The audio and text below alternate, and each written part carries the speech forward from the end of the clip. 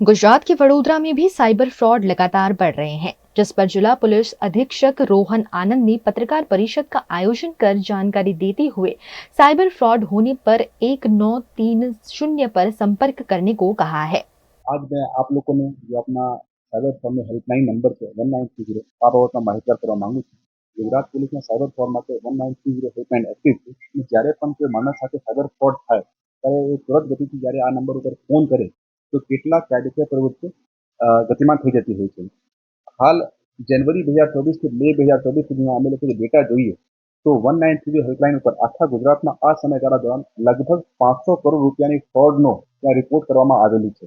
અને એમાં જો ફ્રોડ છે એક વાર મેં આપને થોડુંક વિગતવાર આપું છું। જાતજાતનો ફ્રોડ છે, મેજર 27 હદનો ફ્રોડના 1930 પર ઉલ્લેખ છે। દાખલા તરીકે ફેક આઈડેન્ટિટી ફ્રોડ છે, ઇન્વેસ્ટમેન્ટ ફ્રોડ છે, કાર્ડ ફ્રોડ છે, ઓનલાઈન શોપિંગ ફ્રોડ છે, વિધાઉટ ઓટીપી વાળું ફ્રોડ છે, નોન એપ્લિકેશન ફ્રોડ વગેરે વગેરે। અને આ ટોટલ 504 કરોડ જે અમાઉન્ટ મેં કહી રહ્યા છે જાન્યુઆરી 2024 થી મે 2024 સુધીનો, એમાં જો મોટા ભાગે જોઈએ તો જે ઇન્વેસ્ટમેન્ટ ફ્રોડ એટલે કે શેર માર્કેટ સ્કેમ जो છે એની અમાઉન્ટ લગભગ 250 કરોડ રૂપિયા જેટલી છે। અને એની પાછળ ફેક આઈડેન્ટિટીનો ફ્રોડ છે એમાં 50 કરોડ રૂપિયા જેટલું, કાર્ડનો ફ્રોડ 31 કરોડ રૂપિયા જેટલું, ઓનલાઈન શોપિંગ ફ્રોડ લગભગ 15 કરોડ રૂપિયા જેટલું, વિધાઉટ ઓટીપી વાળી ફ્રોડ लगभग 20 કરોડ રૂપિયા અને બાકી નાના નાના ફ્રોડ પણ સિંગલ ડિજિટ્સમાં છે એમની એન્ટ્રી। आगे आपने जनावानो कि मेन आ एक जो प्रेस कॉन्फ्रेंस एमनी होती है पण छे जो अपनी पब्लिक है, जो अपनी आम जनता है, मैं आप लोगों ने जो जुदा जुदा जातनो फ्रॉड है मैं आप लोगों साथे शेयर पण करावाना छुं અને અમે લોકો अपनी जो सोशल मीडिया पेजेस है ત્યાં પણ શેર કરાવવાના છે તાકી લોકોને ખ્યાલ આવે કે કયા કયા ફ્રોડથી સાવચેત રહેવાની જરૂરિયાત છે। બીજી વાત સાથે સાથે એવેરનેસ માટે હું 3-4 બીજા પગલાઓ જે સામાન્ય એસઓપી છે એ પણ મેં આપ લોકો મારફતે જાહેર જનતાને જણાવવા માંગુ છું। ફોર એક્ઝામ્પલ એક ખૂબ જ સામાન્ય વાત છે કે આપના ઓટીપી કે પાસવર્ડ કોઈ સાથે શેર નહીં કરવાનું। બીજી વાત આપની પાસે એસએમએસમાં કે વોટ્સએપ ઉપર ક્યારે પણ કોઈ લિંક આવે તો અનવેરીફાઈડ લિંક ઉપર ક્યારે ક્લિક નહીં કરાવવાનું। આપના જે પણ સોશિયલ મીડિયા સાઇટ્સ છે એમાં ફ્રિક્વન્ટલી આપનો પાસવર્ડ ચેન્જ કરતા રહેવાનો।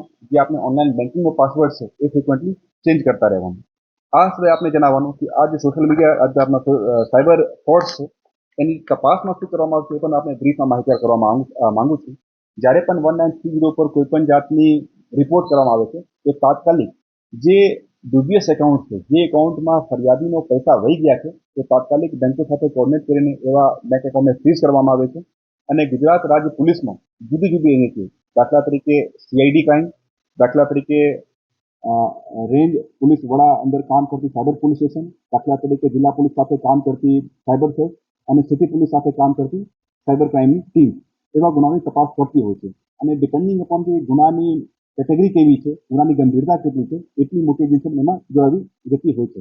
અને ખૂબ જ મહદઅંશે અમે લોકોને નાના પરત અપાવવામાં પણ સક્સેસફુલ થઈ જતા રહીએ।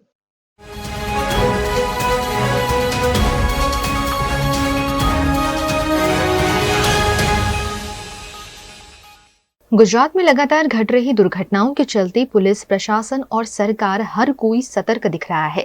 इसी क्रम में गुजरात के गृह मंत्री हर्ष संघवी ने सूरत पुलिस कमिश्नर के साथ कंट्रोल रूम की विजिट की। कंट्रोल रूम की विजिट के दौरान सूरत के police commissioner doctor Anupam Singh Gehlot ने उन्हें पूरी कार्यप्रणाली की जानकारी दी। कंट्रोल रूम के दौरे के बाद हर्ष संघवी ने पुलिस कमिश्नर समेत ट्रैफिक विभाग के अधिकारियों के साथ बैठक की, जिसमें ट्रैफिक विभाग के सभी डीसीपी और एसीपी उपस्थित रहे। सूरत में ट्रैफिक व्यवस्था सुचारू करने के लिए बैठक में विशेष रूप से विचार विमर्श किया गया। कि सूरत शहर पुलिस और महानगरपालिका द्वारा सूरत शहरना नागरिकोनी सुव्यवस्थाओं माटे ट्राफिकना વધુ વ્યવસ્થિત રીતે પાલન થાય તે માટે જે નવા ટ્રાફિક સિગ્નલ્સ લગાડવામાં આવ્યા તેને સુરત શહેરના નાગરિકોએ ખૂબ સારી રીતે પાલન કરતા સૌને નજરે પડ્યા। હું આ શહેરના નાગરિકોને એટલે અભિનંદન આપું છું કે સુરત શહેરના નાગરિકો જ્યારે ટ્રાફિક સિગ્નલ પર રાત્રે 12 વાગે બી રેડ લાઇટ જોતાની સાથે જો ઊભા રહી જાય એ આપણા શહેરના લોકો માટે જે ઉનાળાનું વેકેશન પૂર્ણ કરીને સુરત પરત ફર્યા તેવા લોકોને અચાનક આ સિગ્નલ જ્યારે દેખાય અને લોકો ઊભા દેખાયા તો એ લોકો માટે બી આ એક નવા દ્રશ્ય હતા। અને સાથે સાથે હું મારા શહેરીજનોને એટલે આભાર માનું છું કે આપ સૌ લોકોને આ નવી ટેકનોલોજી જોડે જે સિગ્નલો મૂકવામાં આવી છે તેના કારણે ક્યાંક ને ક્યાંક અગવડતા પડી રહી છે। એક સાથે જ અનેક સિગ્નલો હોવાના કારણે સિગ્નલ પર ઊભા રહેવાથી આપ સૌ લોકોનો જે સમય બી વધારે લાગી રહ્યો છે, તે માટે એ બધી જ વ્યવસ્થાઓ માટે આજે એક બેઠકનું આયોજન કરવામાં આવ્યું હતું અને આ બેઠકમાં અનેક વિષયો પર નિર્ણયો લેવામાં આવ્યા છે।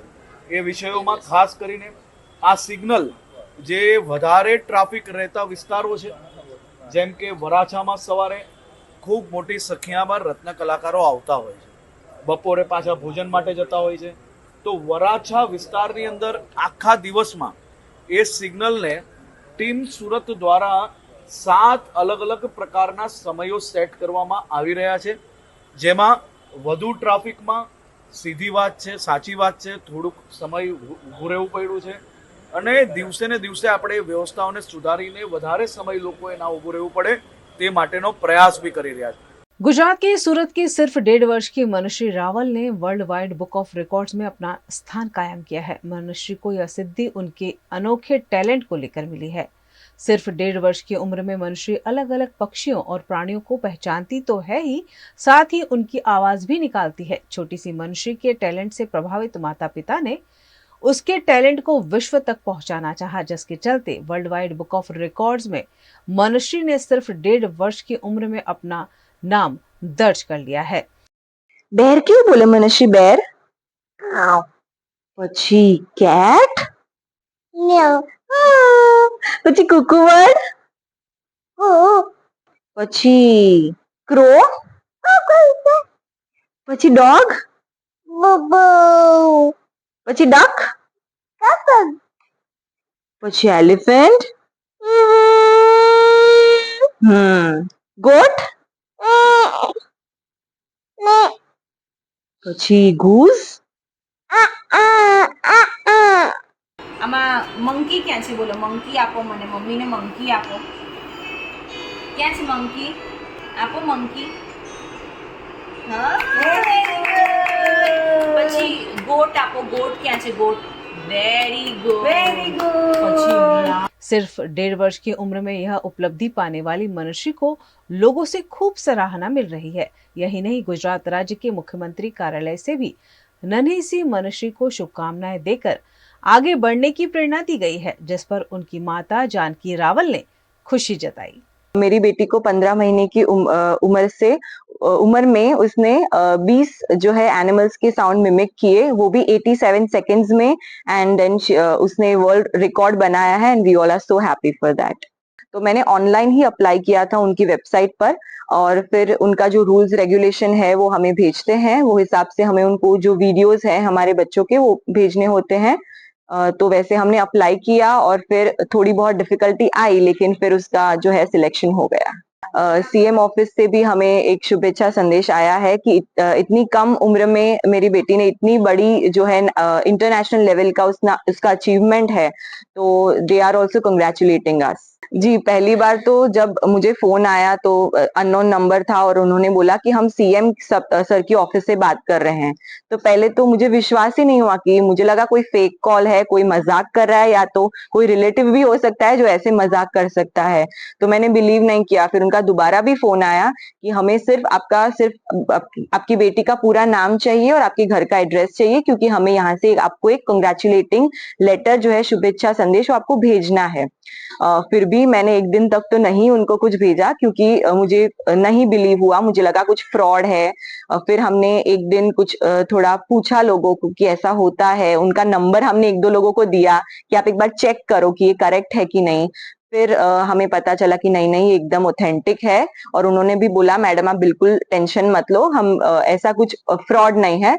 फिर हमने उनको दिया और फिर उन्होंने हमें शुभेच्छा संदेश भेजा कि उनको भी बहुत खुशी है कि इतनी छोटी उम्र में इसने इतनी सफलता प्राप्त की है। वो जब अराउंड 9-10 महीने की थी, तब से ही मतलब जब मैं तो वर्किंग हूँ, तो मैं सुबह घर पे नहीं होती हूँ। जब वो उठती है तो उसकी दादी के साथ वो सोसाइटी में जो है कभी कभी वॉक पे जाती है। यहाँ पे हमारे जो है बहुत सारे बर्ड्स आते हैं सोसाइटी में, तो वो उनकी आवाज जो है वो सुनती है। जो उसकी दादी है वो भी उनको सिखाते थे। फिर कभी हम बाहर गए, गाँव गए, तो जो नॉर्मल हमें एनिमल्स देखने को मिलते हैं, काऊ है, क्रो, स्पैरो जैसे, तो उसको दिखाते थे, उसकी आवाज करके हम उसको हम जैसे हर बच्चों को खिलाते हैं वैसे ही करवाते थे।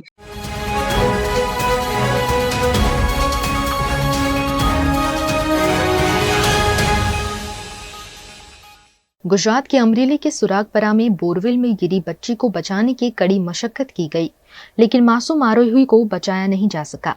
17 घंटे तक आरोही को बचाने का रेस्क्यू ऑपरेशन चलाया गया। स्थानीय प्रशासन के साथ साथ अमरेली फायर विभाग और एनडीआरएफ की टीम भी शामिल हुई थी, लेकिन 1.5 साल की बच्ची को बचाया नहीं जा सका।